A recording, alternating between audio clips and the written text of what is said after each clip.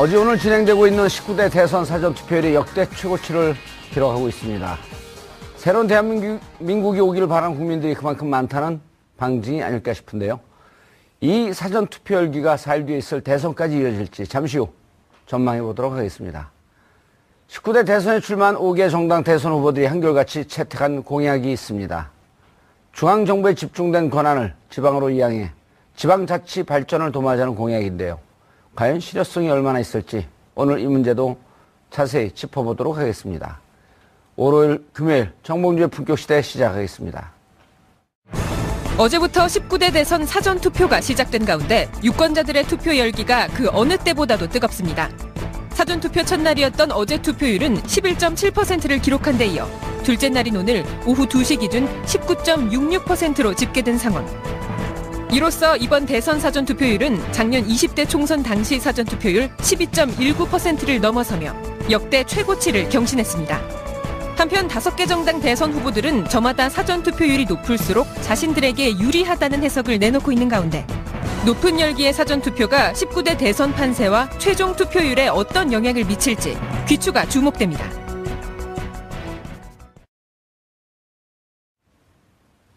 월요일, 금요일 정봉주의 품격시대 첫 번째 이슈 들어갑니다. 19대 대선 앞두고 어제 오늘 진행된 사전투표가 역대 최고치 투표를 기록하면서 화제가 되고 있습니다. 뜨거운 사전투표 열기가 대선 판세에 어떤 영향을 끼칠지 전문가분들을 모시고 말씀 나눠보도록 하겠습니다. 김대현 주간조선 기자 자리하셨습니다. 네, 안녕하세요. 예, 조대진 변호사 오랜만에 자리하셨습니다. 네, 안녕하십니까. 예, 이경수 교수님 네, 자리하셨습니다. 안녕하십니까. 예. 자, 조대진 변호사 말씀 나누기 전에 김대현 기자. 네. 중간 대자가 들어가니까 큰 사람들처럼 보이네. 현재 5시 현재 속보가 떴죠? 네, 그렇습니다. 투표한 유권자가 1,000만 명을 넘었다는 속보가 나왔는데요. 예. 이대로 가면 투표율은 24.34%. 네, 이대로 가면 아마 25%, 26%까지도 투표율이 나올 걸로 예상이 되는데요. 예. 왜 뜨겁냐? 오늘 날씨만큼이나 투표 열기가 뜨거운데. 멋지게 네. 비유를 하는데. 제 생각에는 좀 이렇습니다.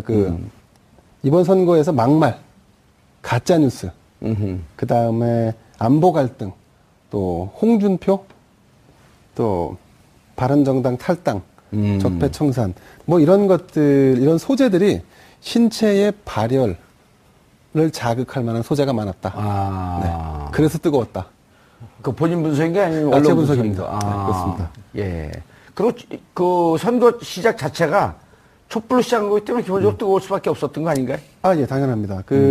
촛불이 불러온 국민들의 유권자의 참여 열기 고조.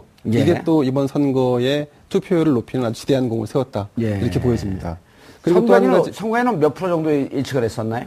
선관위는 예년 수준보다는 높을 것이다라는 추측도 했었고요. 또 여론조사 전문가들 다수가 지난번 2012년 선거보다는 투표율이 높을 것이다라고 추론을 했었는데 예. 지금 사전 투표율로만 놓고 전체 투표율을 예상하기는 조금 이른 감이 있지만 어쨌든 지난 2012년보다 투표율이 다소 높아지겠지만 하지만 과연 80%의 한계선을 넘을 수 있느냐는 5월 9일 투표일까지 지켜봐야 할 것 같습니다. 예. 투표율이 몇 프로 예상하셨었어요? 우리 김대현 기자님은? 저는 2012년 75.8%보다는 낮을 것으로 당초 예상을 했었습니다. 제가 만난 분 중에 유일하게 낮을 거라고 예상했네요. 근데 지난번 기억 못 하시는 것 같은데 저와 함께 투표율이 낮을 거라고 공감대를 형성했던 게 우리 정 의원님이셨는데. 예, 방송이 끝날 때 바꿨어요, 입장을. 그러셨습니까? 예, 77.7%로 바꿨습니다. 그러셨습니까? 예. 저도 75%에서 80% 선의 투표율이 나오지 않을까 이렇게 좀 수정을 좀 해야 될 것 같습니다. 예. 한번 딱 찍어보세요. 왜냐면 역사는 기록이니까. 예. 영조가 먼저냐 정조가 먼저냐로 둘이 어설프게 먼저고 나중이겠죠. 이렇게 하면 안 되잖아요. 76% 정도. 76.? 76.0% 정도로 하겠습니다. 76.0. 알겠습니다. 근데 지난번에 사전투표가 총선 때 네. 물론 총선과 이걸 이 선거를 대비할 수는 없지만 네네. 총선 투표율이 몇 프로 났나요? 2016년 총선에는 12.2%가 12.2%. 나왔었고요. 예. 그리고 2014년 지방선거에서는 11.5%가 나왔었습니다. 예, 네. 11.5. 그때는 하루였었나요? 이틀이었었나요? 지방선거 둘 다 이틀이었었나요? 그때도 제가 정확히는 모르겠는데 총선은 이틀은 맞아요. 총선은 이틀이었습니다. 예. 네. 이게 아무래도 이제 그냥 단순 비교를 할 수는 없습니다. 예. 근데 지금 이제 12월 겨울에 치러지는 선거가 아니고 5월에 치러지는 선거이다 보니까 계절적인 요인도 좀 작용을 한 것 같습니다. 그렇죠. 그리고 지방선거 때는 11.5%라고 하는 것은 잘 아직 익숙하지 않을 때 처음 시행하니까. 2013년부터 사전투표제가 실시됐는데 14년, 16년을 거쳐오면서 지금 이제 대선까지 왔단 말이죠. 예. 그러다 보니까 이 제도가 좀 정착된다는 의미에서의 사전투표율도 좀 높아지는 측면이 있지 않나 이렇게 싶습니다. 예, 알겠습니다. 조대진 변호사님. 이게 이제 참 지금 이 선거 과정, 정치 과정은 예측하기 좀 힘들어요. 연휴가 있기 때문에 연휴에 징검다리 연휴가 있기 때문에 놀러 가느라고 사전투표가 높지 않을 것이다. 네. 라고 예측했던 사람들도 있었는데 지금 모든 방정식, 모든 공식을 지금 다 뛰어넘는 거거든요. 그렇죠. 그러니까 저는 이런 심리가 반영됐다고 봅니다. 일각에서는 촛불의 그 민심은 이미 다 꺼졌다. 그렇기 때문에 다른 마음으로 대통령 선거를 또 준비해야 된다라는 일부 보수 정치인들의 얘기가 있지 않습니까? 예. 그러니까 그런 부분들을 틀렸다. 지금 대통령 선거가 그 촛불 민심의 연장이다. 이거를 보여주기 위해서 다시 한번 나서신 것 같고요. 어쨌든 지금 사전투표에 투표하신 분들은 적극적인 투표 의지가 있으신 분으로 이제 판단이 되거든요. 이 말은 예전에 촛불 관련된 시위 때도 적극적으로 참여했을 가능성이 높으신 분들이 이번 사전투표에도 했을 가능성이 높기 때문에 어쨌든 일각에선 대통령 선거가 일반적인 대통령 선거로 자꾸 묻어가려는 그런 보수층의 정치인한테 이게 비상 상황에서 우리가 탄핵을 주도를 했고 그 결과로서 치러지는 대통령 선거다라는 시그널을 보여주는 것이라고 생각을 합니다. 예. 교수님. 네. 이런 것도 이제 영향을 주지 않았어요. 지난번엔 인증샷 투표소 앞에서 인증샷을 찍되 자기가 누구를 찍었는지 상징적으로 나타내는 것을 금지했었단 말이에요. 지난 그렇죠. 선거까지는. 네. 그런데 이번에는 선거법 위반이었습니다. 선거법 위반이었는데 네. 이번에는 그것을 풀어놓으면서 네. 마치 하나의 축제 그리고 이 인증샷을 올리지 않는 유명 연예인들 혹은 유명인들 이른바 셀럽 이런 분들은 무개념인 것으로 이제 뭐 또 인식을 하고 본인도 예. 본인 나름대로 아주 네. 즐겁게 올리는 네, 네, 네. 이런 것도 영향을 좀 많이 주지 않았을까요? 맞습니다. 일종의 이제 그 밴드웨건 효과라고 볼 수도 있는데요. 인스타그램이라고 하는 프로그램을 아십니까?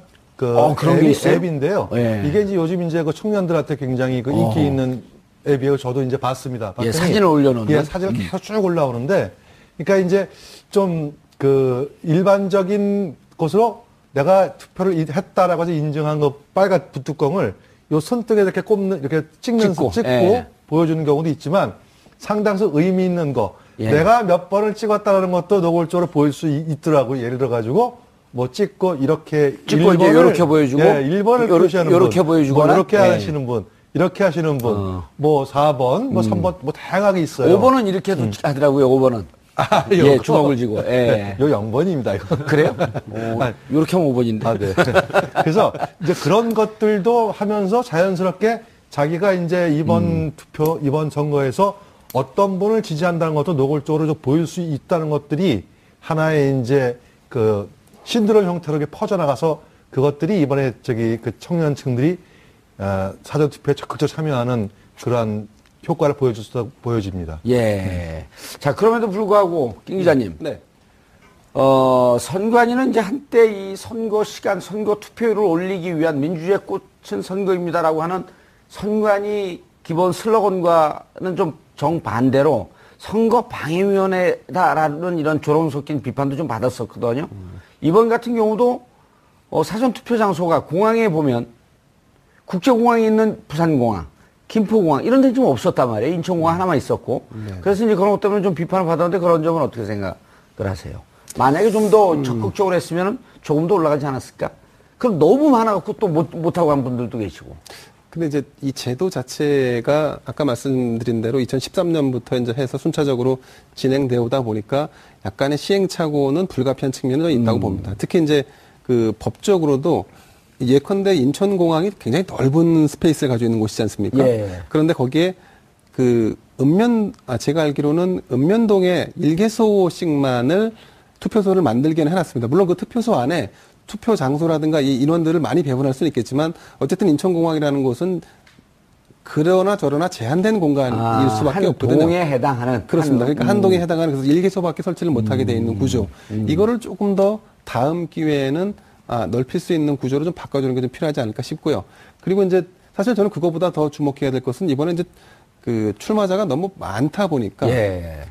기표를 할 때에 오는 그 불편함이 좀 더 유권자들에게 좀 더 큰 반감으로 다가가지 않았을까 싶습니다. 예. 저도 이제 그 어제 사전 투표를 했는데 투표를 하면서 기표를 하면서 이게 제대로 찍혔나에 대한 확신이 안 서서 다시 살펴보게 되는 경우가 생기더라고요.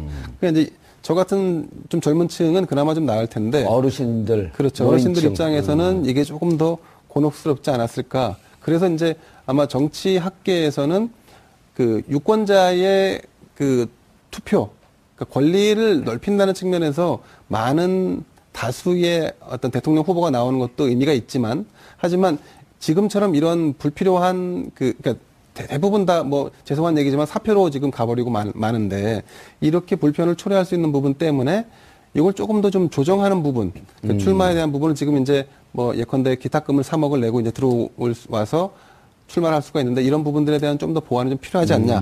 이게 이제 학계에서 이런 얘기들이 나오고 있습니다. 좀 제한하자. 그렇습니다. 그런가 하면 또 일각에서는 기계가 종이를 받아낼 수 있는 양의 한계가 있기 때문에 그렇죠. 네네. 그런 걸 예측을 해서 좀 기술적으로 금방 보완할 수 있는 좀 예를 들어 기표용지 좀 길게 한다든지 네네. 그런 여러 가지 보완 장치를 하려고 하는 적극적인 노력이 부족했다라고 하면서 지적을 하는데 한 언론사에서 일본 이제 5월 4일 날 시작할 때 네네. 일본의 한 언론사에서 이제 취재하러 들어와서 신분증 하나만 갖고 취재하는 그 IT적 기법. 신분증 하나만 가지고 투표를 다 일사천리로. 예, 그걸 보고 깜짝 놀랐다는 거 아니에요? 네, 그렇습니다. 일본도 IT에 꽤 강국인데 그런 걸 보면 이제 좀 열심히 해서 잘한 측면도 있지만 여전히 보완할 측면들은 아쉬운 측면들은 많다. 그런 부분들은 아마 중앙선거관리위원회가 이번 선거를 거치면서 또한 수정 보완에 나가지 그렇겠죠. 않을까 싶습니다. 예. 네네. 알겠습니다. 관심은 이렇게 이제 우리가 특정한 후보의 얘기만 할 수는 없는데 어쨌든 문재인 후보는 25%가 넘게 되면 홍대 앞에서 프리허그를 하겠다. 네, 그렇죠. 예. 그러다 보니까 이제 모든 선거의 관심사가 부득불 25%가 넘느냐 안 넘느냐. 그렇죠. 이렇게 되면 이제 넘어가는 건데요. 그러니까 사전투표를 독려했던 후보들도 이 정도까지 많이 올라버리면 결국에는 대세 후보의 그 가속화를 더 도와주는 꼴이 되거든요. 그렇기 때문에 그런 뭐 25%가 넘어가서 이제 문재인 후보가 프리허그하는 그 연출까지 되기는 바라지 않았을 겁니다. 그냥 한 23, 4%까지 언저리가 되고 프리허그는 안 해야지. 24.9%. 네, 뭐 그렇게까지 바랬는데 어쨌든 프리허그를 하는 상황이 돼버리면 그 사전투표에 관련된 지지의 열망이 모두 문재인 후보에 관련된 부분인 것처럼 이제 보도가 나가기 시작하고 이렇게 착시 현상이 일어날 수 있거든요. 예. 그러니까 그런 부분들 때문에 최대의 수혜자는 아마 문재인 후보가 될 것 같고요. 프리허그를 함으로써 지금 선거가 며칠 안 남은 상황에서 더 강렬한 인상을 줄 수 있다는 점에서 문재인 후보 측에서는 아주 그 환영할 만한 그 투표율이 나온 것 같습니다. 예. 교수님, 이 투표용지에 대해서도 이제 설왕설래가 많았어요. 결국 선관위가 공식적으로 입장 발표는 했지만 후보자 간 사이에 5mm가 네네. 띄어 있는데 그것은 이제 너무 좁다 보니까 착시 현상으로 내가 찍은 용지에는 없었다. 예, 예. 라는 이제 그런 그 신고가 계속 들어오니까 민주당 표창원 의원이 선관위 안행위 소속이니까 선관위에 가서 확인해 본 결과 그렇지는 않았다. 그렇죠. 예. 그런데 이제 좁은 거에 대한 불편함을 호소했던 거 예, 아닙니까? 그건 사실입니다. 아까 이제 김대영 기자께서 말씀하셨듯이 이제 워낙 이번에 후보자가 뭐 공식적으로 15번까지 나왔거든요. 그러니까 15분의 후보자가 쭉 있다 보니까 투표용지가 거의 뭐 30세 가까이 이제 길어요.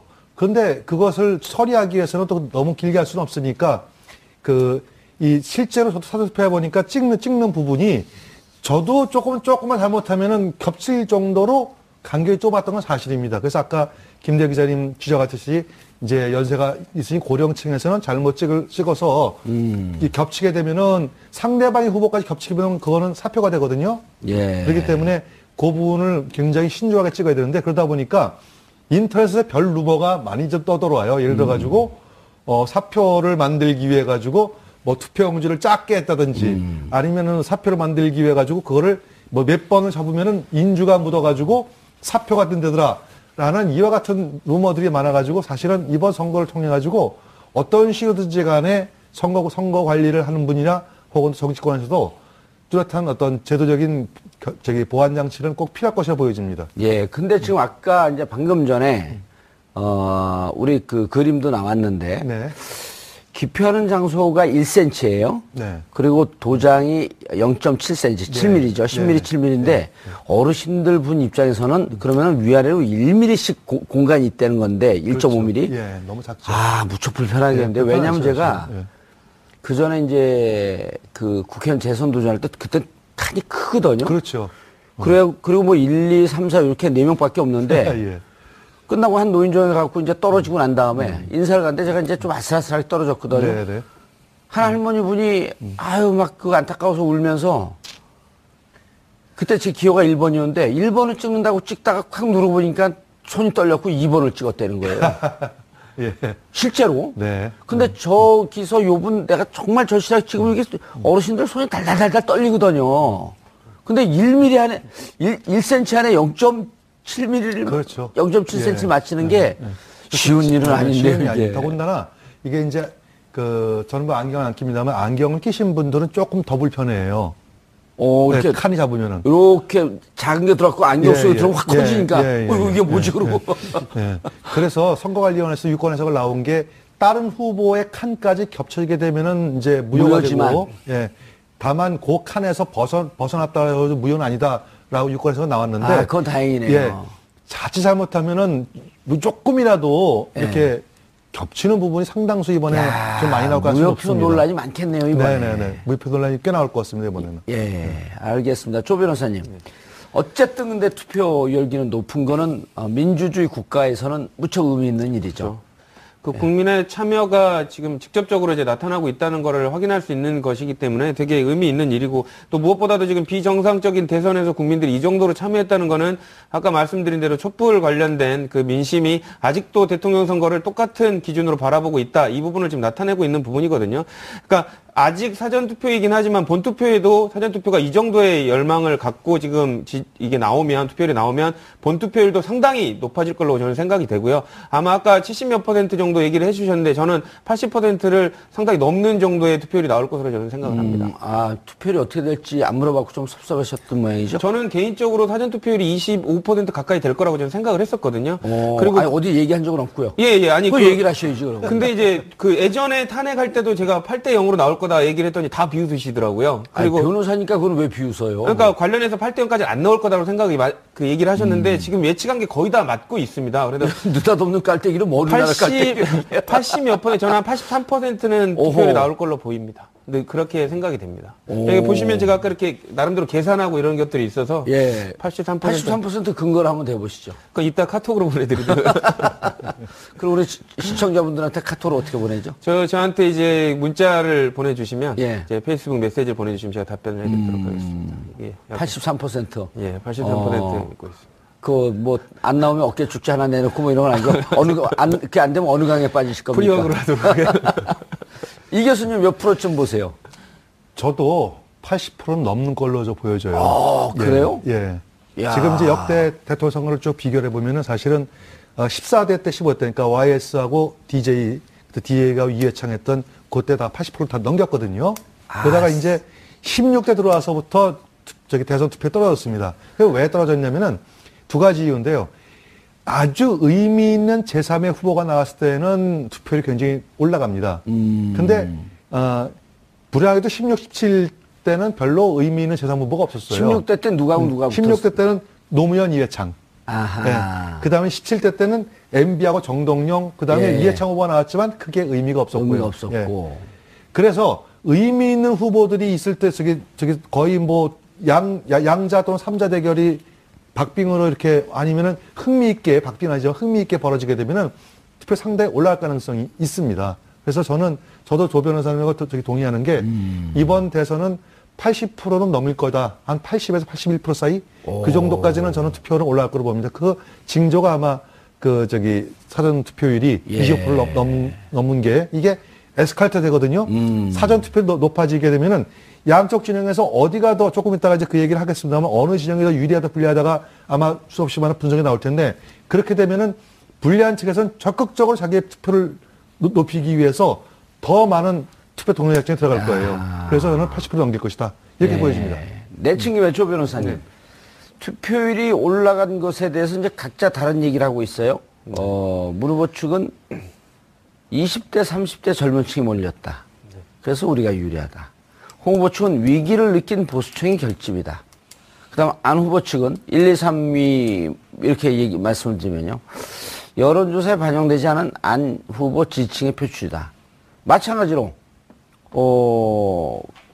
이른바 이제 4위, 5위, 그 유승민 후보와 심상정 후보 같은 경우도, 관심이 좀 적게 보이고 있었던, 무당층 혹은 투표 기권층에서 적극적으로 나서고 있어서 자신들한테도 많이 득이 되고 있다. 어떻게 보시나요?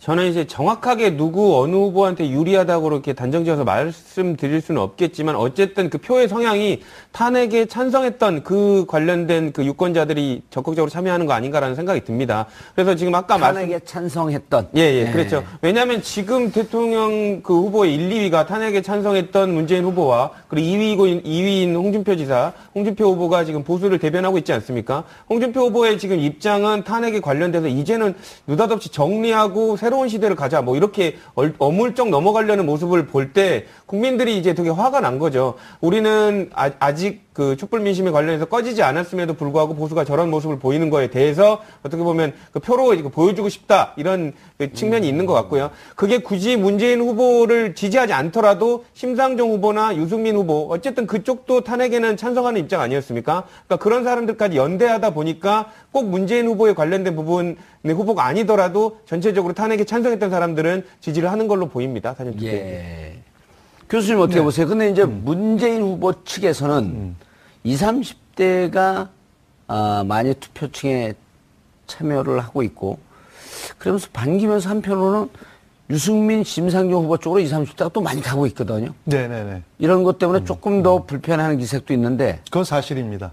예를 들어가지고, 전통적으로 이제 벌써 두 번째, 그러니까 이번까지 하면 세 번째 사전투표죠. 예. 사전투표를 이렇게 분석들을 해보면은 주로 20대, 30대, 40대 주로 이제 청장년층이 많이 사전투표를 했어요. 예. 실제로. 어르신들도 꽤 많은 것 같긴 그러니까 한데. 근데 이제 어르신들은 이제 그래도 투표는 투표일에 해야지라는 이제 그런 심리가 있어서 투표일에 가서 하시는 분들이 많고 예. 상대적으로 다른 얘기입니다. 절대 예. 수치는 아니니까. 그렇기 때문에 그 사전투표율이 높다는 것은 아무래도 청장년층들이 많이 사전투표를 하러 갔다. 그런 차원에서 보면은 조 변호사님 하신 말씀대로 촛불 어떤 민심을 담은 분들이 많이 간 건 사실인데 문제는 이번에는 굉장히 TV 토론이 아주 중요한 역할을 많이 작용했다고 그래요. 예를 들어가지고 전 국민은 물론 여론조사가 다 맞는 건 아니지만 3분의 1 정도가 TV 토론을 보고 후보를 결정했다. 이런 차원에서 TV 토론에서 가장 잘하는 후보가 누구냐라고 물어보면은 대부분이 심상정, 그 다음에 이제 유승민 이렇게 치거든요. 그러다 보니까 그쪽으로도 상당히 이제 많이 젊은 층들이 이번에는 어떤 소신 투표 쪽으로 그래서 그것이 반영된 부분들이 좀 많이 나타나고 있다 보여집니다. 실제로 인스타그램에서도 보면은요, 거기서 보면은 그게 뭐 모든 트렌드를 보여줄 수는 없지만 인스타그램을 통해서 제가 쭉 살펴보니까 상당 부분 심상정 후보하고 유승민 후보 쪽으로도 많이 있어요. 그렇죠. 네네. 근데 저는 이제 개인적인 생각으로 그게 문재인 후보 측에 지지하던 사람들이 심상정 후보 쪽으로 돌아섰다고 생각하지 않고요. 그러니까 저는 그 안철수 후보 쪽에 가 있던 표들이 풍선 효과로 옮겨갔다고 봅니다. 왜냐하면 문재인 후보에 관련된 지지층들은 되게 견고하고 움직이지 않는 표인데 지금 그 심상정 후보와 유승민 후보에 관련된 지지율이 올라가면서 같이 떨어진 게 안철수 후보거든요. 그러니까 그렇게 확정적으로 안철수 후보를 믿지 못하고 있다가 그래도 토론회를 통해서 조금 유의미한 그 후보의 그 좋은 면을 발견한 사람들이 옮겨간 거 아닌가 이렇게 생각을 합니다. 그러니까 이제 그전에는 이 마이너 후보들, 이른바 이제 그 약세를 보이고 있던 후보들한테 좋아도 찍으면 찍고 싶었지만 이런 표가 좀 죽어버린 거 아니야? 사표 심리인데 지금은 그렇죠. 소신 투표 쪽으로 좀 옮겨가고 있다. 그러니까 예전에는 그러니까 문재인 후보에 관련된 당선 가능성을 차치하고 이 사람이 토론회를 거쳐서 보니까 이런 전국에서 의미 있는 후보고 지금은 대통령으로 당선될 가능성이 없더라고 하더라도 내가 한 표를 해줌으로써 그 능력 있는 정치인, 입지를 확보할 수 있는 정치인으로 만들어주겠다는 이런 표심이 좀 작용한 거 아닌가? 가치 투표를 하고 예, 있다. 그렇습니다. 알겠습니다. 김 기자님, 지역별 어제 사전 투표일의 투표율 11.7%, 이걸 갖고 이제 지역별로 분석을 좀 해봤어요. 물론 지역별 분석이 뭐 특정 후보에게 유리하다, 불리하다 이렇게 말씀드릴 수는 없지만, 전남이 16.76%로 최고. 그 다음에, 대구는 9.67로 최저. 이런 건 어떻게 봐야 될까요? 그게 이제 일종의 경향이라고 볼 수 있는 부분이 있습니다. 이를테면 그걸 가지고 이제 호남은 특정 후보한테 유리할 거고 이쪽은 안 대구 경북은 보수층이니까 특정 후보한테 불리할 수 있다라고 할 수 있겠지만 2013년부터 실시된 이 사전 투표의 결과를 놓고 보면 대체로 투표 결과는 호남이 높았고 그리고 TK가 낮았습니다. 그러니까 그 트렌드의 경향의 반영이라고 일단 보는 게 맞는 것 같습니다. 그러니까 TK 지역의 그 보수적인 유권자들이 아까 이경수 교수님 말씀대로 투표 당일날 투표하는 거에 대한 어떤 고정관념이 조금 더 강하지 않나. 그리고 상대적으로 호남은 그 내가 미는 후보에 대한 결정을 미리 먼저 내리는 어떤 그 투표의 경향을 보이는 것이 아닌가. 이렇게 볼 수 있을 것 같고요. 제가 아까 그 투표율에 대해서 한 말씀만 더 드리고 싶으면 2012년도 18대 대선을 기억하실 겁니다. 75.8%가 나왔는데요. 이 선거 굉장히 치열했던 선거였습니다. 아시겠지만. 그런데 투표율은 그렇죠. 75. 거의 박빙으로 붙었고 골든 크로스가 있냐 없냐 맞습니다. 사전에 무슨 국정원 개입했냐 안 했냐면서 그리고 아주 저만 간만에 빼놓고 온 국민이 관심을 가졌죠. 맞습니다. 그렇습니다. 근데 이제 왜 아까 그 교수님 말씀대로 13대 14대 투표율이 높았냐? 그거는 사실 그 당시에는 동원 선거가 횡행했던 시절이에요. 그래서 엄청난 물량을 쏟아부어서 동원 선거를 했습니다. 실제로. 그리고 그에 투입되는 예산이 어마어마했죠. 근데 이게 2002년도 2007년도 오면서 선거 문화 자체가 굉장히 양질로 바뀌고 그 다음에 이제 풍토 자체가 자발적으로 선거에 참여하는 구조로 바뀌었단 말이죠. 그래서 이제 투표율이 쭉쭉쭉 떨어지게 됐는데 2012년에 75.8% 아주 치열한 선거에서 이 선거였단 말이죠. 근데 지금 자발적인 참여로 80%가 넘는다. 이거는 굉장히 획기적인 투표율이고 혁명적인 투표율이 될 가능성이 높습니다. 그래서 저는 사실은 이제 그럴 가능성이 높지 않다고 보는 측이고요. 그리고 이제 그 사전 투표율이 높으면 누가 더 유리하고 불리하냐.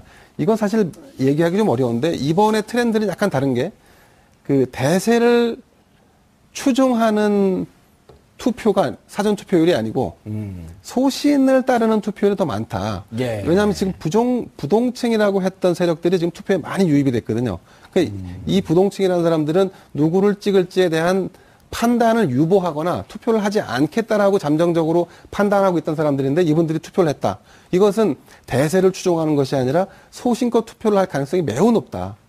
그래서 이제 지금 오늘인가요? 어젠가요? 지금 이제 언론사에서 PK 지역의 현지 분위기를 취재하러 내려갔던 기자들의 얘기를 들으면 상당히 지금 PK가 흔들린다는 거예요. 의외로 1위를 달리고 있는 후보를 지지하겠다고 하는 사람들을 찾기가 어렵다는 얘기가 들려요. 1, 2위 후보를 부울경을 얘기하시는 거죠? 예, 맞습니다. 그래서 이게 지금 상황이 물론 이게 선거 결과에 아주 큰 영향을 줄 건 아니지만 어쨌든 미세하게 밑바닥에 움직임, 민심이 약간씩 바뀌고 있는 건 분명해 보인다. 다시 홍준표 쪽으로 가고 있는. 1, 2위 후보가 아니라 2, 3위. 그러니까 3, 4, 5위에 이 하순위권에 있는 후보들에 대한 관심도가 그만큼 높다. 이런 얘기겠죠.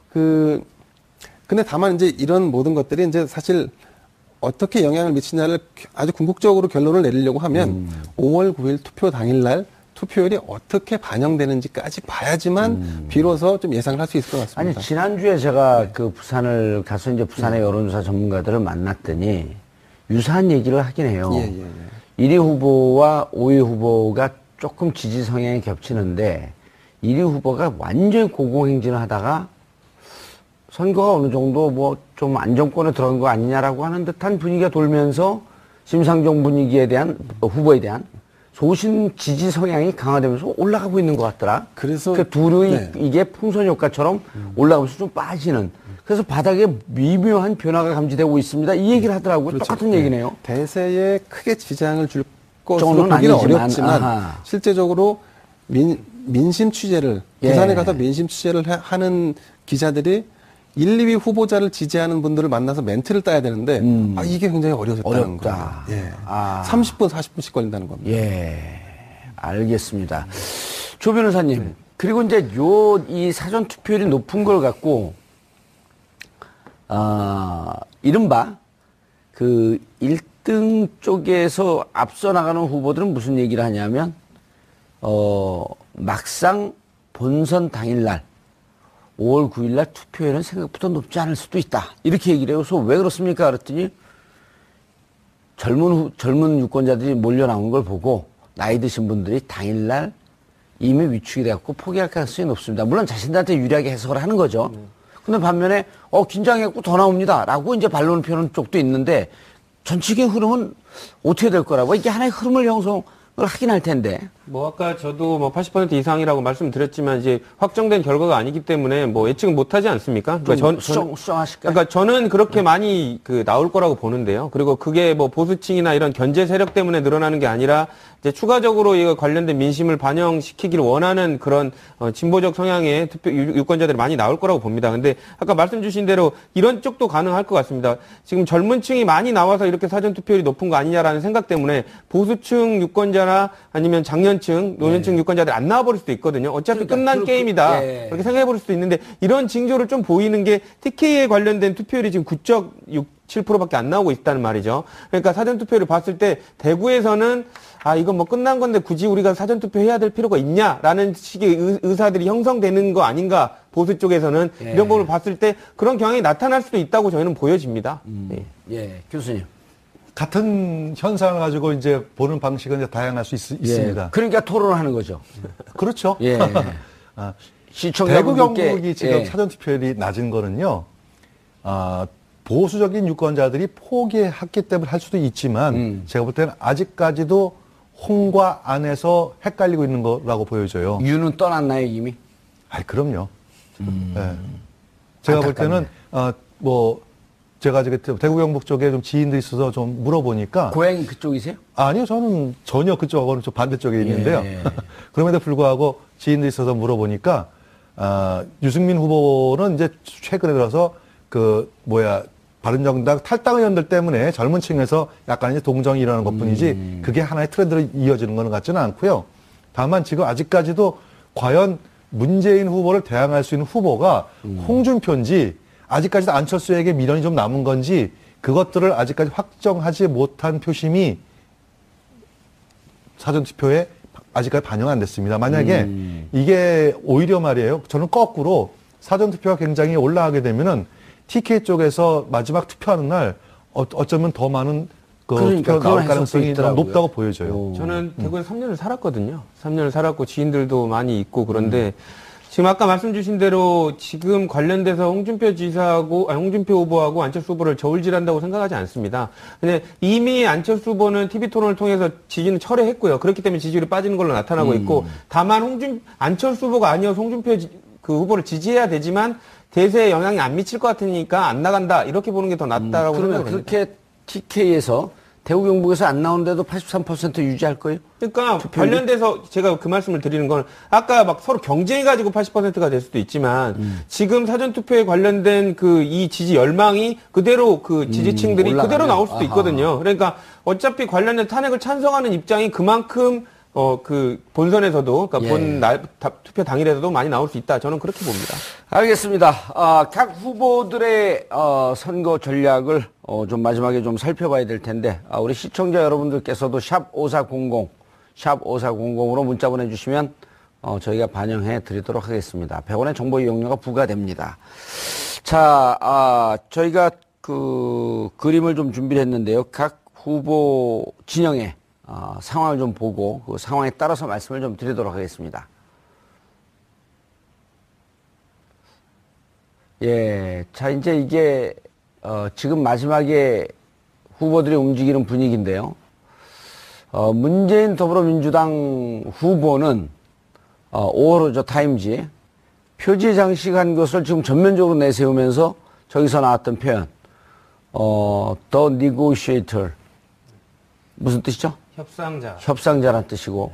근데 이 바로 전에 박근혜 대통령이 같은 시기 5년 전에 나왔을 땐 스트롱맨이라 그랬나요? 스트롱맨스 도터. 뭐라 그랬죠? 그러니까 과거 지도자의 딸 뭐 이런 예, 식으로. 더 스트롱맨스 도터 해갖고 맞습니다. 독재자의 딸이냐 아니면 무슨 강한 이미지였냐 이런 걸 갖고 설랑설레가 네, 있었죠. 맞습니다. 네. 그때도 박근혜 대통령은 당선자 시절에 표지물이 나왔었고 문재인 후보는 아직 당선도 안 됐는데 타임지가 저걸 내고 지금 적극적으로 저걸 활용하고 있어요. 저런 식으로 하면 예. 홍준표 후보가 가만히 있지 않아야 되는데 예. 홍준표 후보가 타임지를 예컨대 뭐 SBS나 뭐 종편처럼 그렇게 강하게 압박을 하지 않는 게 다소 의외라는 생각이 좀 들고요. 네. 타임지로 가기에는 왔다 갔다 하면 선거운동 기간 다 빼먹지 않을까요? 미국의 지지자들이 타임지 앞에 가고 항의를 좀 했으면 좋을 텐데. 그래도 뭐 스트롱맨으로 트럼프와 함께 뭘 하신다고 하셨던 분이니까 예. 좀 더 글로벌하게 본다면 본인의 이제 지금까지의 대언론관을 본다면 이건 불공정한 게 아니냐라고 미국은 주장을- 대한민국 선거에 개입한 건데. 근데 이제 엄밀히 얘기하면 저건 예. 타임지 아시안판이기 때문에 예, 아시아 지역에서만 이제 배포가 되는 거라서 예, 미국을 상대로 하는 것보다는 이제 아시아판 타임지의 어떤 편집 방향에 대해서 문제제기를 제기해야지 일관성이 있는 건데 예. 제가 볼 때 홍준표 후보는 거기에 대해서는 문제제기를 안 하더라고요. 어허. 문제지를 영어로 해야 되기 때문에 곤란스러운 거 아닐까요?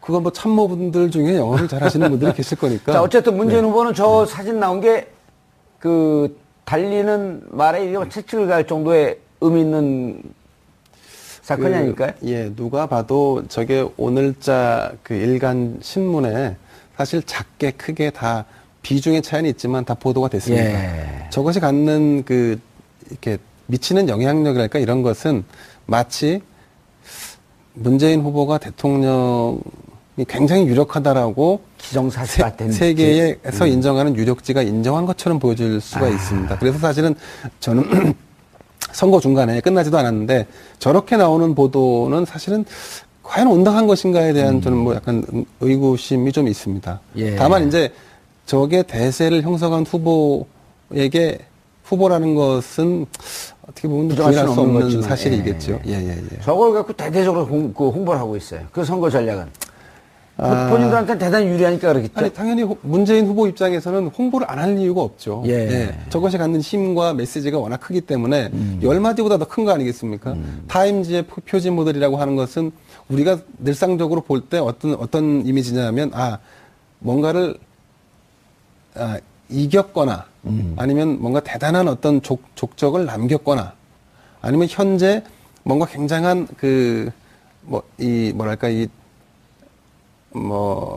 힘을 가지고 있거나 뭐 이런 사람들을 주로 주목하는 그렇죠. 건데 예.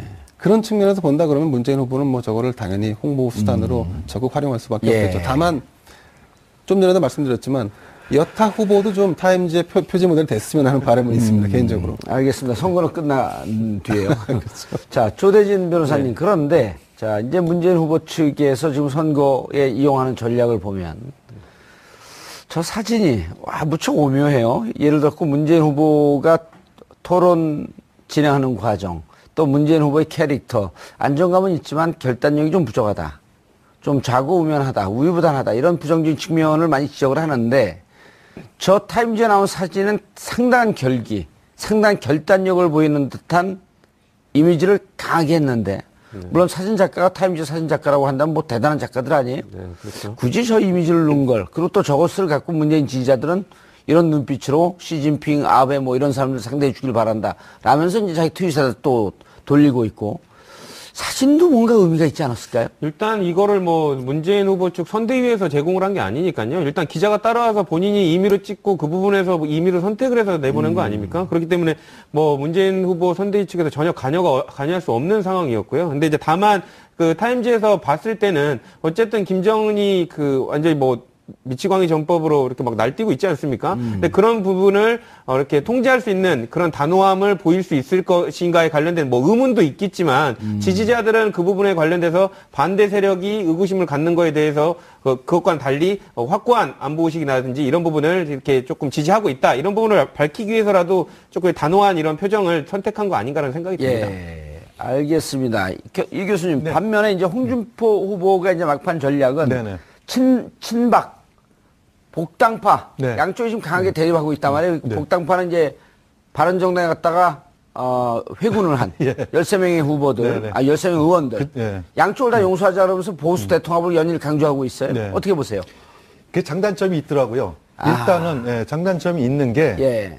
보수 대 통합을 하자 그러면 그분 하시는 말씀에 뭐 제가 아주 귀에 남는 게 선거 때에는 지게닥대기도 필요하다 해가지고 누구나 다 표가 있다면 다 모이자 보수라는 예. 그늘 안에 그런 전략인데 막상 이렇게 안을 들어가 보면은 사실은 전통적으로 그 태극기 집회를 했던 분들 예. 그런 분들 입장에서 볼 때는 저 배신자들을 왜 받아들이냐 해가지고 불만이 나오고 있고 또 그분들 입장에서 볼 때는 아직까지도 친박을 다 정리를 못하고 있는데 아직도 정신 못 차렸다. 예, 뭐 이제 그런 불만이 나오고 그래가지고 저게 과연 득표에 도움이 될지 아니면 득표율을 꺾고 손해가 볼지 참 판단하기가 좀 어려운 부분이 있습니다.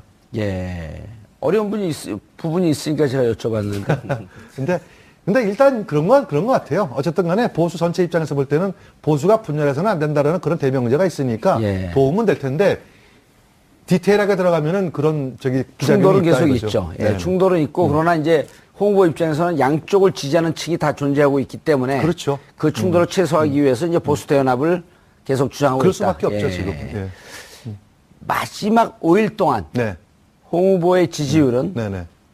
올라가는 쪽으로 갈까요? 내려가는 쪽으로 갈까요? 당연히 올라갈 쪽으로 보여집니다. 올라가는 쪽으로. 왜냐하면 지금까지 뭐 조변에서 아까 분석했었지만 사실은 TK 쪽에 지지율이 낮은 거는 아니냐 아니면 홍이냐는 그 얘기는 무슨 말이냐면 안은 계속 빠지고 있는데 과연 홍을 확실히 밀 것인가? 예. 그래서 어중간하게 와 있다는 얘기예요. 근데 안이 점점 더 빠지는 추세를 가게 되면은 그러면은 이제 홍 쪽으로 몰려갈 가능성이 있기 때문에 홍 후보는 어디까지 갈지 모르지만 분명히 지지율은 상승될 겁니다.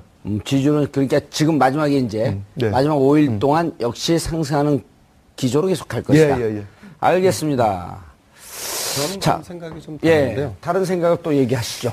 지지율이 계속 올라가는 아주 급상승한 추세였었는데 바른정당의 탈당 사태가 5월 2일 날 일어났죠? 예, 5월 2일 날 있었던 바른정당의 탈당 사태가 이 상승세에 상당한 영향을 좀 준 것 같습니다. 네. 찬물을 좀 끼얹었다. 그리고 이제 그날 탈당이 이루어진 날 오후에 저녁 때는 또 TV 토론이 있었지 않습니까? 예. 근데 TV 토론에서 또 홍준표 후보가 그 유승민 후보에게 덕이 없다라고 표현을 한 거는 사실은 제가 느끼기에도 그랬고 많은 다수 유권자가 느끼기에도 특히 보수 지지하는 유권자들 사이에서 그 말을 한 후보가 덕이 없는 건지 그 말을 듣는 사람이 덕이 없는 건지 좀 헷갈리는 거죠. 네. 근데 통상적인 우리 대한민국 그 보통 사람들의 심리가 아무리 덕이 없다 한들 한 당의 그 대표인 주자에게 덕이 없다고 얘기하는 그분 자체가 오히려 더 덕이 없는 것처럼 들릴 수 있거든요. 제가 네. 그 자리에 14명 있었던 분한테 직접 확인을 했더니 유승민 후보에 대한 불평을 토했대요. 14분 중에 이제 몇몇 분이. 예. 근데 그 중에서 덕이 없다라는 표현은 한마디도 안 나왔다고 저한테 전언을 해주더라고요. 스킨십이 부족했다라고 하는 얘기. 우리가 이렇게 갈등할 때 와서 좀 얘기도 좀 듣고 그래야 되는데 그런 게 참 부족했다라고 하는 이런 애들론 얘기는 있지만 딱히 누가 덕이 없다라고 하는 표현을 쓴 기억은 없다. 예, 여기까지 얘기를 하더라고요. 그러니까 말씀하신 대로 이제 지금은 이제 12명만 탈당을 했죠. 14분 예. 아까 말씀하신 그렇죠. 거는 예. 이제 애초에 이제 14분이 하려다가 12분을 탈당을 했는데 이분들이 하나같이 얘기하는 게 이제 그런 겁니다. 스킨십이 부족하다. 또 본인들이 갈등하고 있는데. 예, 품지 못한다. 그런데 반대로 한번 볼까요? 그런 소소한 감정 때문에 정당이 이런 큰 선거를 치르는 데 있어서 선거운동을 하지 않는다? 예컨대 서울, 인천, 경기를 다 합친 지역보다 큰 강원도 지역에 유세 차량이 단 한 대입니다. 그런데 그렇게 제대로 후보를 지지하지 않은 상태에서 야, 당신이 나를 품지 않았잖아, 나를 알아주지 않았잖아 라고 하는 게 어린아이들 떼쓰는 것 같다는 느낌을 유승민 후보는 받았을 거예요. 예. 그러니까 이제 그런 소소한 감정 때문에 이런 일이 벌어지지 않았나 알겠습니다. 싶은데 내친김에. 예, 어쨌든 그 홍준표 후보의 상승세가 좀 꺾이는 계기가 되지 않았을까라고 하는 저는 보는 관점입니다. 알겠습니다. 내친김에 안철수 그 후보도 얘기를 좀 하시죠. 안철수 후보가 후보는 지금 5박 6일 동안 이제 뚜벅이 유세가 들어갔죠. 걸어서 전국을 다니며 선거 유세를 하고 계시지 않습니까? 수치를 어떻게 계량했는지 모르겠지만 지금 이제 국민의당에서는 걸어서 이동하면서 뭐 100만 명을 넘게 만났다, 200만 명을 넘게 만났다 지금 말씀을 하시는데 그게 이제 뭐 스쳐 지나가면서 그 중간중간에 있었던 모든 사람들을 다 포괄하는 얘기이겠죠. 근데 애시당초에 이게 가져올 효과가 과연 있겠느냐라고 했는데 어쨌든 젊은 층에서는 이제 다시 한번 좀, 저 일상적이지 않은 어떤 선거 유세에 대해서는 호감을 갖는 건 분명해 보입니다. 근데 네. 이제 이것만으로는 홍준표 후보에게 빼앗겼던 보수층의 표를 가져오는 거는 좀 한계가 있지 않을까. 뭐 알겠습니다. 이런 분석이 좀 나오고 있습니다. 알겠습니다. 유승민 후보 얘기를 좀 해봐야 될 텐데요. 아까 말씀드렸듯이 이제 유승민 후보가 5월 2일 대구 탈당하고 난 그날, 입당 러시가 이뤘고, 심지어는 후원금 같은 경우는 20배가 넘는, 평상시 한 600만 원 정도 모이던 게, 1억이 넘게 모이는, 정말 거의 망해가던 와중에 임박해갖고 대박을 치는, 네, 그렇죠. 중박 정도 치는. 저는 유승민 후보를 정치적으로 지지는 하지 않습니다만 인간적으로 되게 응원하고 지지합니다. 그건 또 무슨 얘기예요? 그러니까 정치적인 성향은 다르지만 예, 인간적으로는 관련해서 되게 그 소신이라든지 이런 부분, 자기 주관대로 밀고 나가는 이런 성격은 되게 응원할 만하다라고 예. 생각을 하고 있고요. 지금 관련해서 유승민 후보에 관련돼서 정치적으로 뭐 동의하지 않았던 분들도 그런 부분들이 되게 인간적인 응원 때문에 또 많이 답지하고 있는 걸로 저희가 예, 보거든요. 그 영향도 이제 탈당한 영향도 있지만, 안보 정책을 빼놓고 경제 정책이나 이런 따뜻한 복지 정책에 대해서는, 지지한다고 계속 강력하게 주장했던 분이 있어요. 그분 영향을 많이 받은 것 같아요. 일단 뭐 유승민 의원이 누구라고 묻지도 않네. 네네. 제가 그랬습니다. 아, 예, 알겠습니다. 그러실 것 같아서 일부러 안 여쭤봤습니다. 죄송합니다. 유승민 후보 말씀하시죠. 어쨌든 유승민 후보 같은 경우는 선명하지 않습니까? 자기가 생각하는 부분이 선명하고 심상정 후보처럼 그렇기 때문에 듣는 사람으로 하여금 본인이 무슨 생각하고 있는지 정확히 전달을 잘합니다. 더더군다나 토론회까지 잘했으니 관련해서 관심이 없었던 사람도 관심을 가지게끔 했거든요. 그렇기 때문에 이번에는 어떨지 모르지만 또 더더군다나 정치적으로 코너에까지 몰린 상황에서 인간적 측은함도 보이고요. 또 말하는 과정에서 토론의 과정에서 갖고 있는 정책도 그럴듯하기 때문에 그런 부분이 관심 없던 사람으로 하여금 정치적 관심을 불러일으켜서 지지도가 좀 올라가지 않았나 그렇게 생각이 듭니다. 그리고 최근에 아빠 선거 운동을 돕고 있었던 유담 딸 그렇죠. 불미스러운 일도 어찌 보면 좀 안 좋은 일이 계속 이렇게 좋게 상승작용으로 이어지는 아주 마지막에 묘한 운이 들어왔어요. 그러니까 이런 부분들이 뭐 어떻게 보면 플러스가 돼서 나중에 득표율로 만약에 이어진다면 유승민 후보 같은 경우는 대통령이 되지 못하더라도 꽤 중요한 정치적인 기반을 마련할 수 있을 계기가 될 것으로 보입니다. 알겠습니다. 유승민 후보가 좀 올라가고 있을 것 같을까요? 내려가고 있을까요? 저는 올라가고 있다고 봅니다. 이른바 이제 반액 정도 보전받는 그 정도까지는 갈까요? 안 갈까요? 그거는 모르겠습니다만 저희가 처음에 생각했던 아주 뭐 있으나마나한 그 지지율은 아닐 것 같고요. 거의 10%에 근접할 정도까지는 선택을 받지 않을까라는 이런 기대 섞인 전망을 했습니다. 알겠습니다. 마지막으로 이제 심상정, 신불리. 예. 유승민 후보가 약진을 하면서 네네. 20대가 유승민 후보 쪽으로 가는데 또 각 당의 이 대변인들은 그렇게 얘기를 해요.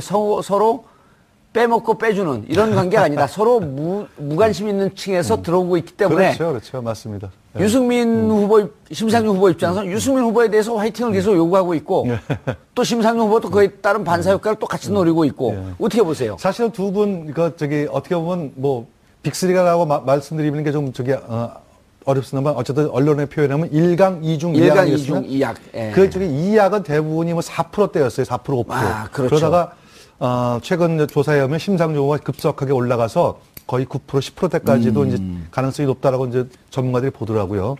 그런 것들은 굉장히 의미 있는 것 같아요. 다시 말해서 사표 방지, 밴드웨건 효과 이런 정치 공학적인 나쁜 습관은 점차 없어지고 국민들이 내 표가 비록 대통령 후보가 되진 않더라도 사표가 드러나더라도 내가 정말 좋아하고 내가 저분의 공약에 동감하기 때문에 찍겠다라는 그거는 굉장히 바람직한 것 같습니다. 예. 그런 차원에서 심상정 후보 같은 경우에는 저는 9%대까지는 올라가지 않을까. 예. 네. 두 분이 이 약으로 어쨌든 언론에서 평가하는데 기호대로의 순서가 그대로 갈까요? 아니면 기호대로 순서가 등위가 바뀔까요?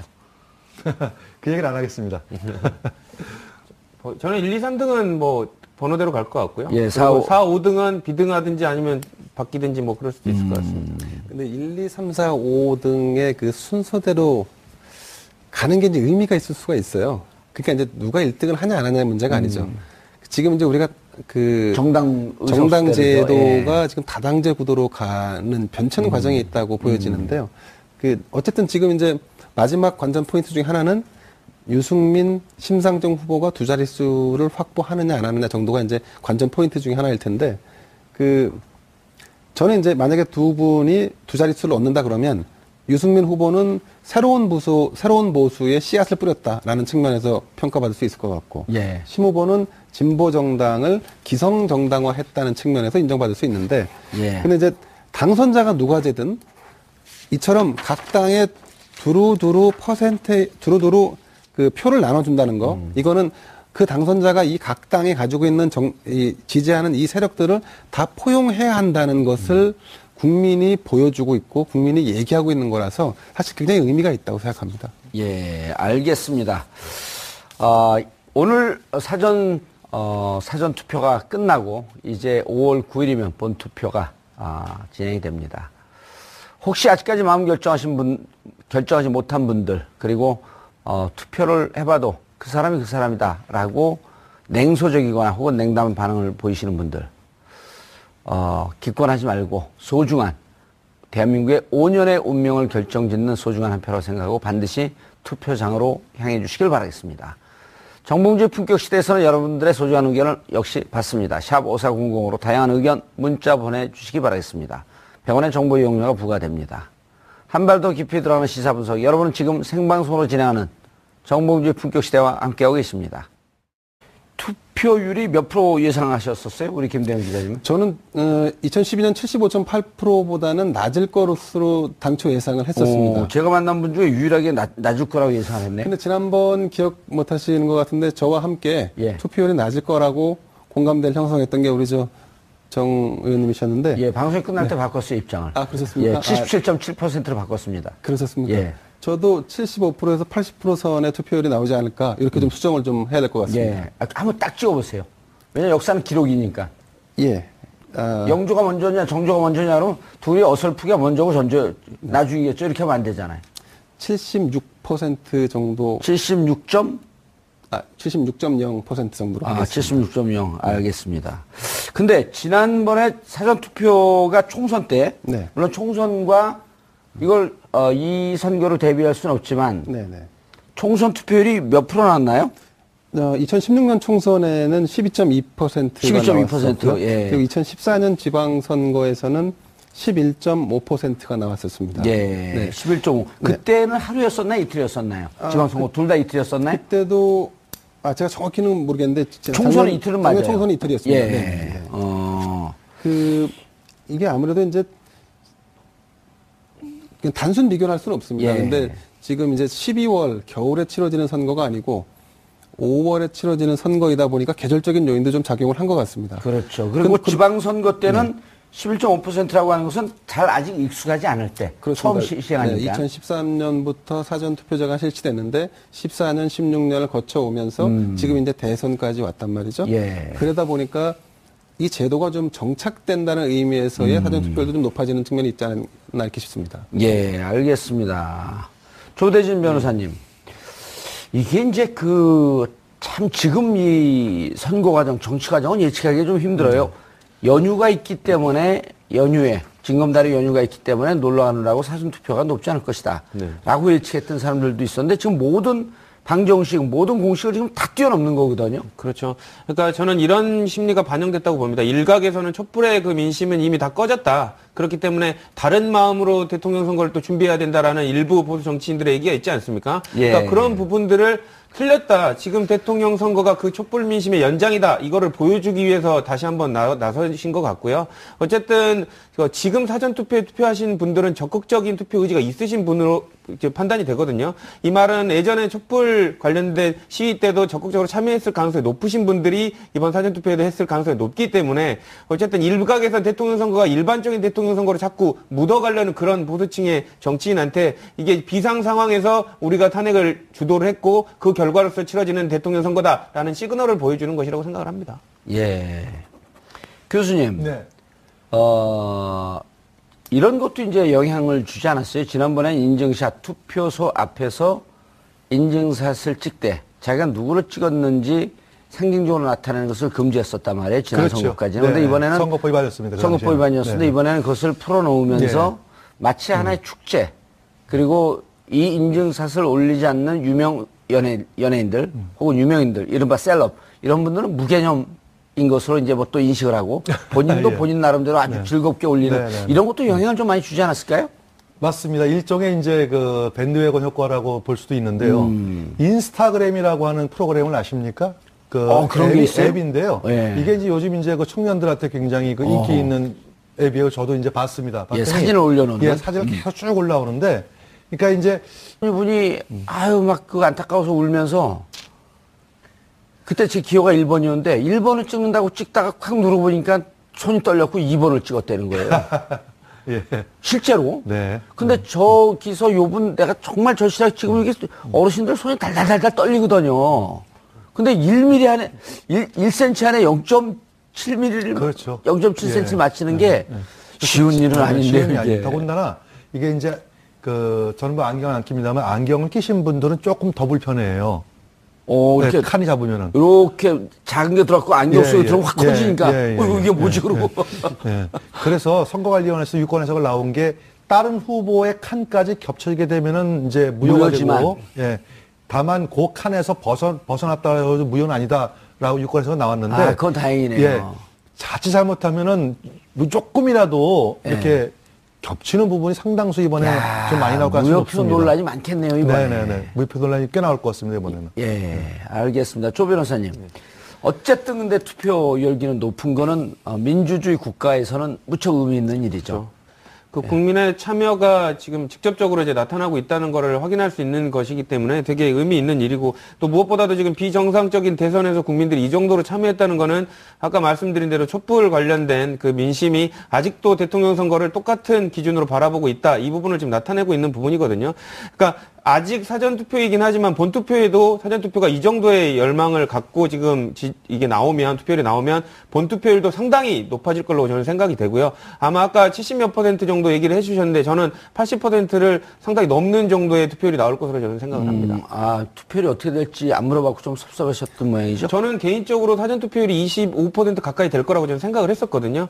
그리고 어디 얘기한 적은 없고요. 예, 아니 그 얘기를 하셔야지 그럼. 근데 이제 그 예전에 탄핵할 때도 제가 8대 0으로 나올 거다 얘기를 했더니 다 비웃으시더라고요. 그리고 변호사니까 그건 왜 비웃어요? 그러니까 관련해서 8대 0까지 안 나올 거다라고 생각이 그 얘기를 하셨는데 지금 예측한 게 거의 다 맞고 있습니다. 그래서 느닷없는 깔때기로 머리 나라 깔때기. 80몇 %, 저는 한 83%는 투표율이 나올 걸로 보입니다. 근데 그렇게 생각이 됩니다. 여기 보시면 제가 아까 이렇게 나름대로 계산하고 이런 것들이 있어서 예. 83%. 83% 근거를 한번 대보시죠. 그 이따 카톡으로 보내드리도록. 그럼 우리 시청자분들한테 카톡으로 어떻게 보내죠? 저한테 이제 문자를 보내주시면 예. 이제 페이스북 메시지를 보내주시면 제가 답변을 해드리도록 하겠습니다. 이게 83%. 예, 83% 있고 있습니다.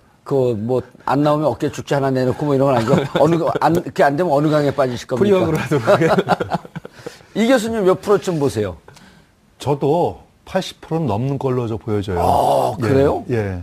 야. 지금 이제 역대 대통령 선거를 쭉 비교해 보면은 사실은 14대 때 15대 그러니까 YS하고 DJ, DA가 이회창 했던 그때 다 80%다 넘겼거든요. 그러다가 이제 16대 들어와서부터 대선 투표에 떨어졌습니다. 그게 왜 떨어졌냐면은 두 가지 이유인데요. 아주 의미 있는 제3의 후보가 나왔을 때는 투표율이 굉장히 올라갑니다. 근데, 불행하게도 16, 17 때는 별로 의미 있는 제3 후보가 없었어요. 16대 때 누가 붙었어요? 16대 때는 노무현, 이회창. 아하. 네. 그 다음에 17대 때는 MB하고 정동영, 그 다음에 예. 이해창 후보가 나왔지만 크게 의미가 없었고요. 의미가 없었고. 예. 그래서 의미 있는 후보들이 있을 때 저기 거의 뭐 양자 또는 삼자 대결이 박빙으로 이렇게 아니면은 흥미있게, 박빙 아니죠. 흥미있게 벌어지게 되면은 투표 상당히 올라갈 가능성이 있습니다. 그래서 저도 조 변호사님과 동의하는 게 이번 대선은 80%는 넘을 거다. 한 80에서 81% 사이? 그 정도까지는 저는 투표는 올라갈 거로 봅니다. 그 징조가 아마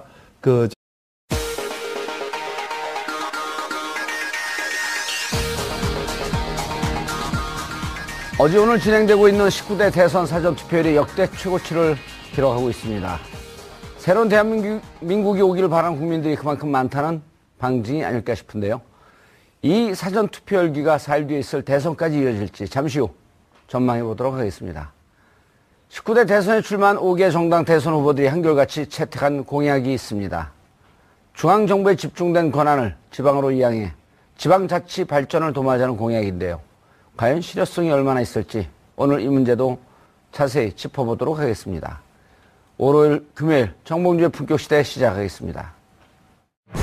어제부터 19대 대선 사전투표가 시작된 가운데 유권자들의 투표 열기가 그 어느 때보다도 뜨겁습니다.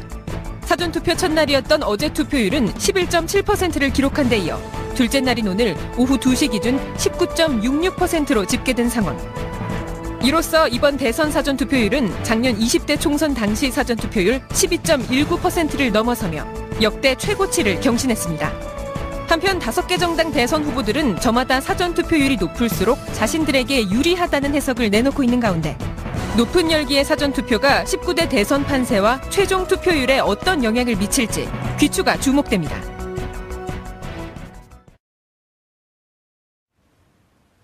월요일, 금요일 정봉주의 품격시대 첫 번째 이슈 들어갑니다.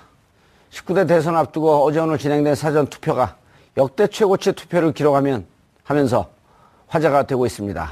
뜨거운 사전투표 열기가 대선 판세에 어떤 영향을 끼칠지 전문가분들을 모시고 말씀 나눠보도록 하겠습니다. 김대현 주간조선 기자 자리하셨습니다. 네, 안녕하세요. 예, 조대진 변호사 오랜만에 자리하셨습니다. 네, 안녕하십니까? 예, 이경수 교수님 네, 자리하셨습니다. 안녕하십니까? 예. 자, 조대진 변호사 말씀 나누기 전에 김대현 기자. 네. 중간 대자가 들어가니까 큰 사람들처럼 보이네. 현재 5시 현재 속보가 떴죠? 네, 그렇습니다. 투표한 유권자가 1,000만 명을 넘었다는 속보가 나왔는데요. 예. 이대로 가면 투표율은 24.34%. 네, 이대로 가면 아마 25%, 26%까지도 투표율이 나올 걸로 예상이 되는데요. 예. 왜 뜨겁냐? 오늘 날씨만큼이나 투표 열기가 뜨거운데. 멋지게 네. 비유를 하는데. 제 생각엔 좀 이렇습니다. 이번 선거에서 막말, 가짜뉴스, 그 다음에 안보 갈등, 또 홍준표, 또 바른정당 탈당, 적폐청산, 뭐 이런 것들, 이런 소재들이 신체의 발열을 자극할 만한 소재가 많았다. 네. 그래서 뜨거웠다. 그 본인 분석인가 아니면 제 언론 분석입니다. 분석인가? 네, 그렇습니다. 예. 그리고 그 선거 시작 자체가 촛불로 시작한 거기 때문에 기본적으로 뜨거울 수밖에 없었던 거 아닌가요? 예, 당연합니다. 촛불이 불러온 국민들의 유권자의 참여 열기 고조. 예. 이게 또 이번 선거의 투표율을 높이는 아주 지대한 공을 세웠다. 예. 이렇게 보여집니다. 그리고 또 한 가지, 선관위는 몇 프로 정도 예측을 했었나요? 선관위는 예년 수준보다는 높을 것이다라는 추측도 했었고요. 또 여론조사 전문가들 다수가 지난번 2012년 선거보다는 투표율이 높을 것이다라고 추론을 했었는데 예. 지금 사전 투표율로만 놓고 전체 투표율을 예상하기는 조금 이른 감이 있지만 어쨌든 지난 2012년보다 투표율이 다소 높아지겠지만 하지만 과연 80%의 한계선을 넘을 수 있느냐는 5월 9일 투표일까지 지켜봐야 할 것 같습니다. 예. 좀 일반적인 것으로 내가 투표를 했다라고 해서 인증한 거 빨간 붓뚜껑을 요 손등에 이렇게 이렇게 찍고 예. 보여주는 경우도 있지만 상당수 의미 있는 거. 예. 내가 몇 번을 찍었다는 것도 노골적으로 보일 수 있더라고요. 예를 들어가지고 찍고 이렇게 찍고 이제 이렇게 보여주고 1번을 표시하는 분, 이렇게 보여주거나 이렇게 예. 하시는 분, 이렇게 하시는 분, 4번, 3번 다양하게 있어요. 5번은 이렇게 하더라고요. 5번은. 예, 주먹을 쥐고. 예. 요 0번입니다, 이거. 그래요? 이렇게 하면 5번인데. 네. 그래서 이제 그런 것들도 하면서 자연스럽게 자기가 이제 이번 선거에서 어떤 분을 지지한다는 것도 노골적으로 좀 보일 수 있다는 것들이 하나의 이제 신드롬 형태로 이렇게 퍼져나가서 그것들이 이번에 청년층들이 사전투표에 적극적으로 참여하는 그러한 효과를 보여집니다. 예. 자, 그럼에도 불구하고, 김 기자님. 네. 선관위는 이제 한때 이 선거 시간, 선거 투표율을 올리기 위한 민주주의의 꽃은 선거입니다라고 하는 선관위 기본 슬로건과는 좀 정반대로 선거방해위원회다라는 이런 조롱 섞인 비판도 좀 받았었거든요. 이번 같은 경우도 사전투표 장소가 공항에 보면 국제공항에 있는 부산공항, 김포공항 이런 데 좀 없었단 말이에요. 인천공항 하나만 있었고. 네. 그래서 이제 그런 것 때문에 좀 비판을 받았는데 그런 점은 어떻게 생각하십니까? 하세요. 만약에 좀 더 적극적으로 했으면 조금 더 올라가지 않았을까? 그럼 너무 많아갖고 또 못하고 간 분들도 계시고. 근데 이제 이 제도 자체가 아까 말씀드린 대로 2013년부터 이제 해서 순차적으로 진행되어 오다 보니까 약간의 시행착오는 불가피한 측면이 좀 있다고 봅니다. 특히 이제 그 법적으로도 예컨대 인천공항이 굉장히 넓은 스페이스를 가지고 있는 곳이지 않습니까? 예. 그런데 거기에 그 제가 알기로는 읍면동에 1개소씩만을 투표소를 만들게는 해놨습니다. 물론 그 투표소 안에 투표 장소라든가 이 인원들을 많이 배분할 수는 있겠지만 어쨌든 인천공항이라는 곳은 그러나 저러나 제한된 공간일 수밖에 없거든요. 한 동에 해당하는. 그렇습니다. 그러니까 한 동에 해당하는 그래서 1개소밖에 설치를 못하게 돼 있는 구조. 이거를 조금 더 다음 기회에는 넓힐 수 있는 구조로 좀 바꿔주는 게 좀 필요하지 않을까 싶고요. 그리고 이제 사실 저는 그거보다 더 주목해야 될 것은 이번에 이제 그 출마자가 너무 많다 보니까 예. 기표를 할 때에 오는 그 불편함이 좀 더 유권자들에게 좀 더 큰 반감으로 다가가지 않았을까 싶습니다. 예. 저도 이제 그 어제 사전 투표를 했는데 투표를 하면서 기표를 하면서 이게 제대로 찍혔나에 대한 확신이 안 서서 다시 살펴보게 되는 경우가 생기더라고요. 그러니까 이제 저 같은 좀 젊은 층은 그나마 좀 나을 텐데 어르신들. 그렇죠. 어르신들 입장에서는 이게 조금 더 곤혹스럽지 않았을까. 그래서 이제 아마 정치학계에서는 그 유권자의 그 투표, 그러니까 권리를 넓힌다는 측면에서 많은 다수의 어떤 대통령 후보가 나오는 것도 의미가 있지만, 하지만 지금처럼 이런 불필요한 그러니까 대부분 다 뭐 죄송한 얘기지만 사표로 지금 가버리고 많은데 이렇게 불편을 초래할 수 있는 부분 때문에 이걸 조금 더 좀 조정하는 부분, 그러니까 출마에 대한 부분은 지금 이제 뭐 예컨대 기탁금을 3억을 내고 이제 와서 출마를 할 수가 있는데 이런 부분들에 대한 좀 더 보완이 좀 필요하지 않냐. 이게 이제 학계에서 이런 얘기들이 나오고 있습니다. 좀 제한하자. 그렇습니다. 그런가 하면 또 일각에서는 기계가 종이를 받아낼 수 있는 양의 한계가 있기 때문에 그렇죠. 그런 걸 예측을 해서 좀 기술적으로 금방 보완할 수 있는 좀 예를 들어 기표용지를 좀 길게 한다든지 그런 여러 가지 보완 장치를 하려고 하는 적극적인 노력이 부족했다라고 하면서 지적을 하는데 한 언론사에서 일본 이제 5월 4일 날 시작할 때 일본의 한 언론사에서 이제 취재하러 들어와서 신분증 하나만 갖고 취재하는 그 IT적 기법. 신분증 하나만 가지고 투표를 다 일사천리로. 예, 그걸 보고 깜짝 놀랐다는 거 아니에요? 네, 그렇습니다. 일본도 IT에 꽤 강국인데 그런 걸 보면 이제 좀 열심히 해서 잘한 측면도 있지만 여전히 보완할 측면들은 아쉬운 측면들은 많다. 그런 부분들은 아마 중앙선거관리위원회가 이번 선거를 거치면서 또한 수정 보완에 나가지 않을까 싶습니다. 예. 알겠습니다. 관심은 이렇게 이제 우리가 특정한 후보의 얘기만 할 수는 없는데 어쨌든 문재인 후보는 25%가 넘게 되면 홍대 앞에서 프리허그를 하겠다. 네, 그렇죠. 예. 그러다 보니까 이제 모든 선거의 관심사가 부득불 25%가 넘느냐 안 넘느냐. 그렇죠. 이렇게 되면 이제 넘어가는 건데요. 그러니까 사전투표를 독려했던 후보들도 이 정도까지 많이 올라버리면 결국에는 대세 후보의 그 가속화를 더 도와주는 꼴이 되거든요. 그렇기 때문에 그런 뭐 25%가 넘어가서 이제 문재인 후보가 프리허그하는 그 연출까지 되기는 바라지 않았을 겁니다. 그냥 한 23, 4%까지 언저리가 되고 프리허그는 안 해야지. 24.9%. 네, 뭐 그렇게까지 바랬는데 어쨌든 프리허그를 하는 상황이 돼버리면 그 사전투표에 관련된 지지의 열망이 모두 문재인 후보에 관련된 부분인 것처럼 이제 보도가 나가기 시작하고 이렇게 착시 현상이 일어날 수 있거든요. 그러니까 그런 부분들 때문에 최대의 수혜자는 아마 문재인 후보가 될 것 같고요. 프리허그를 함으로써 지금 선거가 며칠 안 남은 상황에서 더 강렬한 인상을 줄 수 있다는 점에서 문재인 후보 측에서는 아주 그 환영할 만한 그 투표율이 나온 것 같습니다. 예. 교수님, 이 투표용지에 대해서도 이제 설왕설래가 많았어요. 결국 선관위가 공식적으로 입장 발표는 했지만 후보자 간 사이에 5mm가 띄어 있는데 그것은 이제 너무 좁다 보니까 착시 현상으로 내가 찍은 용지에는 없었다. 예. 라는 이제 그런 그 신고가 계속 들어오니까 민주당 표창원 의원이 선관위 안행이 소속이니까 선관위에 가서 확인해 본 결과 그렇지는 않았다. 그렇죠. 예. 그런데 이제 좁은 거에 대한 불편함을 호소했던 거 아닙니까? 예, 그건 사실입니다. 아까 이제 김대영 기자께서 말씀하셨듯이 이제 워낙 이번에 후보자가 뭐 공식적으로 15번까지 나왔거든요. 그러니까 15분의 후보자가 쭉 있다 보니까 투표용지가 거의 뭐 30세 가까이 이제 길어요.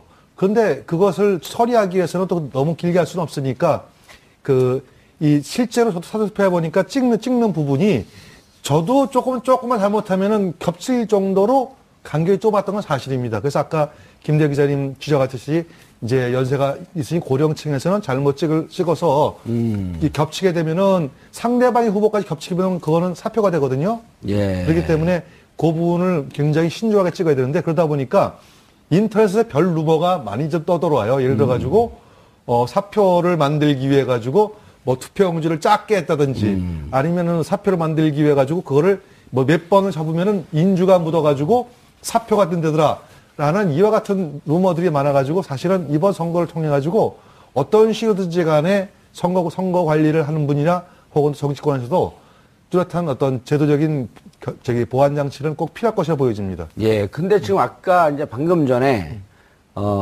우리 그 그림도 나왔는데 네. 기표하는 장소가 1cm예요. 네. 그리고 도장이 0.7cm, 7mm죠. 10mm, 7mm인데 어르신들 분 입장에서는 그러면 위아래로 1mm씩 공간이 있다는 건데 1.5mm. 예, 너무 작죠. 아, 무척 불편하겠는데. 예, 왜냐하면 불편하죠, 제가 예. 그 전에 이제 그 국회의원 재선 도전할 때 그때 칸이 크거든요. 그렇죠. 그리고 뭐 1, 2, 3, 4 이렇게 4명밖에 없는데 예. 끝나고 한 노인정에 갖고 이제 떨어지고 난 다음에 인사를 갔는데 제가 이제 좀 아슬아슬하게 떨어졌거든요. 네, 네. 한 할머니